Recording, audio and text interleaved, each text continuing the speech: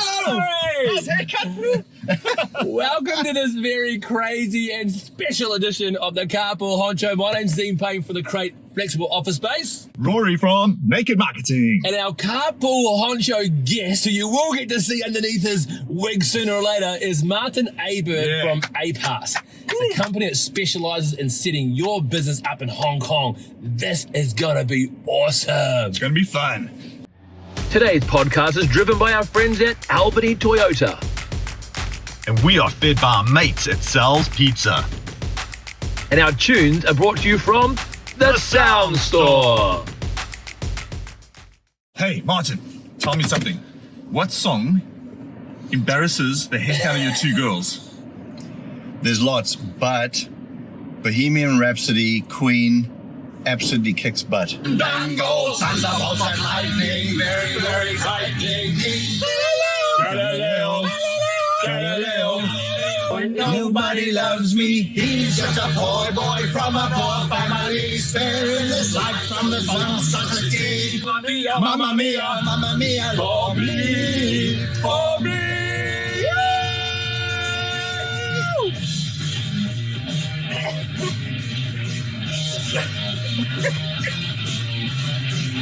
Very good, Okay, Hey? we fixed the hairdos, we're all good. Should we go for a drive, boys? Let's go for a drive. So, Martin, tell us a little bit more about who you are, mate. Well, I was Safa born, Cape Town boy. Huh? Left South Africa in 1986 or 7. Was faced by 2 years conscript military back then. Wasn't my cup of tea, so zipped off to the UK and in a circuitous way have now ended up in New Zealand. Wow. God's own. Yeah, there you go, mate. God's own. So tell us a little bit more about the motivation for Hong Kong. Well, absolutely loved living in London, some of the best years of my life. But on one of the, we used to try and avoid winter. That was just miserable. And we used to head south. And one of the trips I came through Hong Kong, I spent 10 days there. And when they say the city that never sleeps, they're not exaggerating. 10 days, we just cooked it at both ends. and I thought, yeah, I need a bit more of that place. Yeah? How old were you then? 25, 24, 25, 20, yeah. Good About times. Living Good your times. best life. Living the dream. What haircut did you have then? Actually, I had a complete and utter mullet. Yeah. True Hey, story. hands up if you had a mullet when you were younger. Yeah, boys! Get a mullet, boys! Yeah. So tell us a bit about what Hong Kong did for you personally and also business-wise. Well, I'll tell the story that I often tell of when I first rolled into Hong Kong. I was literally a backpacker. Had £1,000 sterling in traveller's checks. Remember those? Yes. Those? No. Yeah. In my pocket, and turned up there. And 15 years later, I finally left to come to New Zealand, and had a wife, 2 daughters, 40-foot container of crap. Owned my own business and still pretty much only had £1,000 in my pocket. So That's called business, right? well, Business. it is absolutely about business, and it fundamentally changed my personality and my character. I turned up in Hong Kong.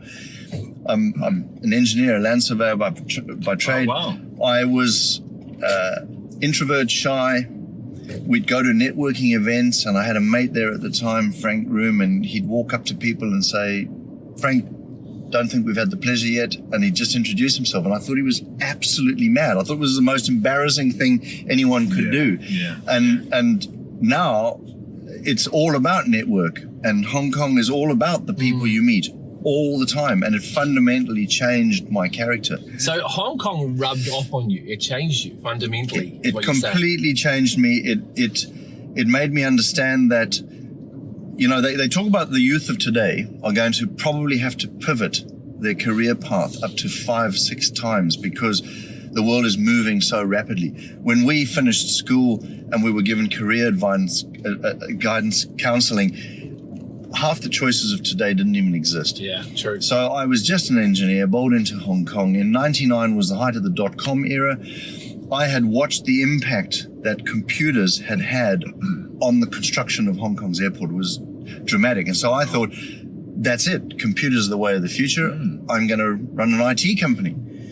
And the beauty of Hong Kong is that people don't say to you, you're bonkers. How are you going to do that? You're an engineer. They say, that's a fantastic idea. Wow. How are you going to do it? Wow. And you just get on with it. A city of possibilities. Great attitude, An man. absolute city of opportunity. And I think really as a nation, as a what do you call it, a country, we just lack that kind of possibility mentality, right? Where nothing's impossible. Give it a go. If I had $1 for every person or business I've asked here whether they operate internationally, and they say, oh yes, we've got an office overseas, and then I say, where is that? And they say, in Australia. I'm like, there's more than just crossing the ditch to doing business internationally. Yeah.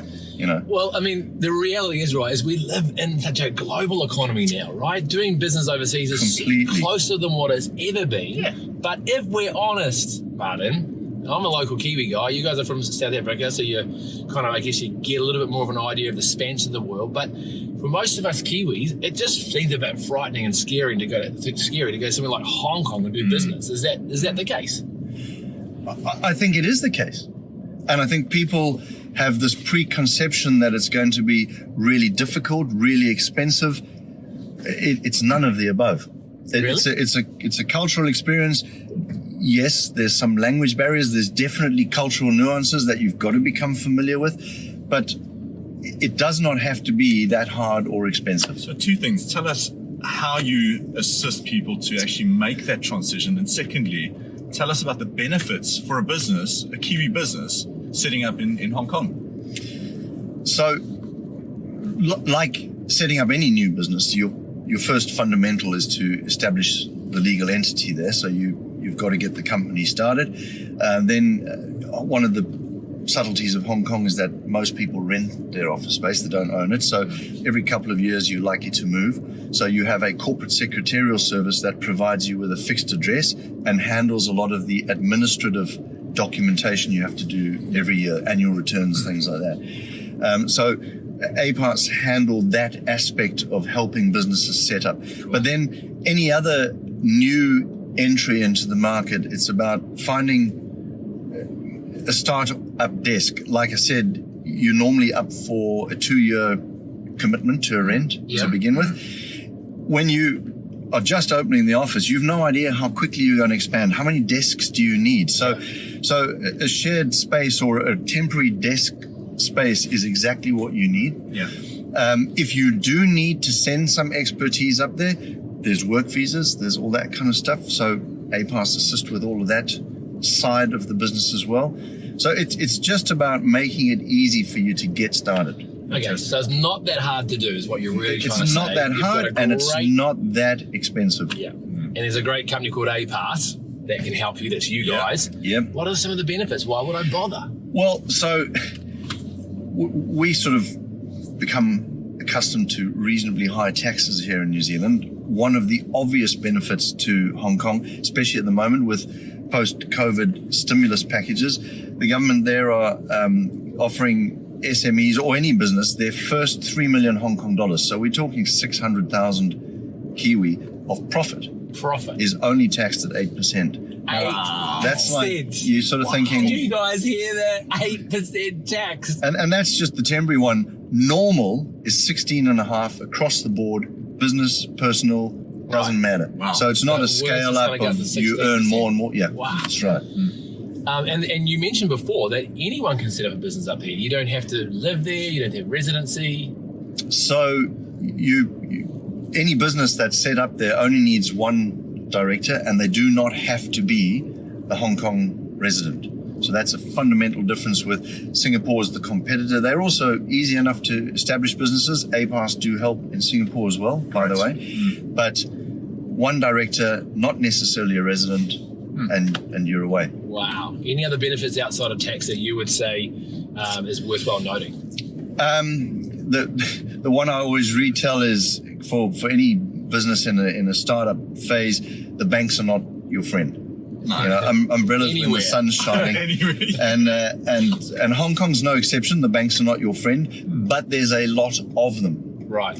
So you can approach a few, you can set them off against each other, you can hold more than one bank account. So it's just a simple thing, but it's an advantage. So let's just get real here. It can't be every business that would make it in Hong Kong. There has to be certain Kiwi businesses that would thrive. Can you give us a rundown of what that looks like?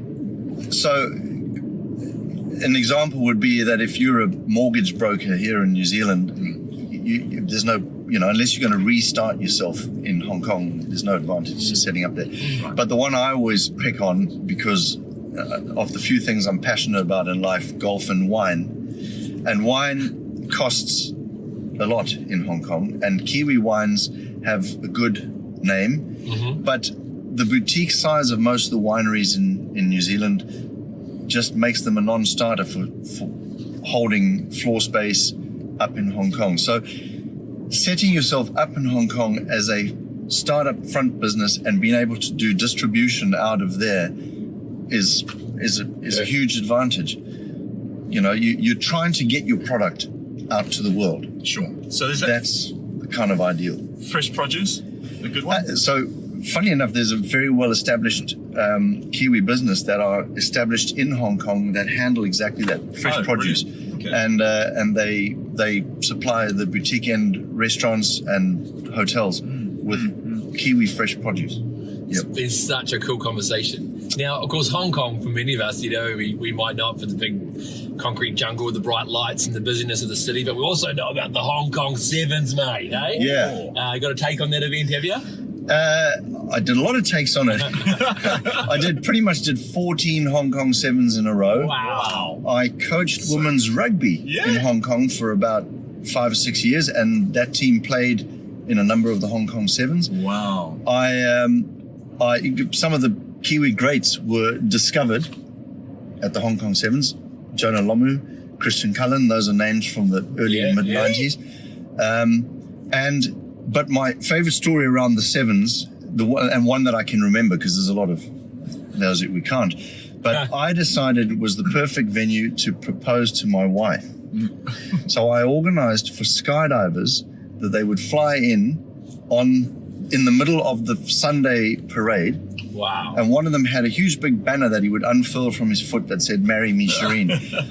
Of course, I'd been so many years dilly-dallying. We'd been dating for about 6 years, and one of the jokers pointed out that she might run out on the pitch and say yes to the skydiver, because it didn't say "Marry me, Shireen, love Martin" or anything. The banner wasn't that big. Anyway, this is a good business lesson. The plan A was so good that I didn't have a plan B. And the skydivers had done the practice runs. They said it's all good to go. And on the day, the weather was just crap. It was howling wind, pouring rain, and the skydivers never even took off from Kai Tak. So it was the flag that never flew. And it was such a cool story that even Nuri Vitachi, who's a really well-respected journo in Hong Kong, he even latched onto it. And there was a little piece in the South China Morning Post about the flag that never flew.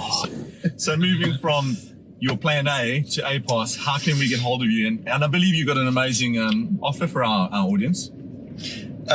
It's an offer. The word we were talking about earlier was consult. I don't like that. So anybody who is thinking about business outside of New Zealand, or perhaps already does business outside of New Zealand, that is looking to expand or is looking to explore the opportunity of Hong Kong, I'd love to just chat to them. There's no obligation. It's a coffee, or if it's in the evening, I'll buy the wine. But that's what I'd like to do, is speak to people about what are the opportunities for them. Cool.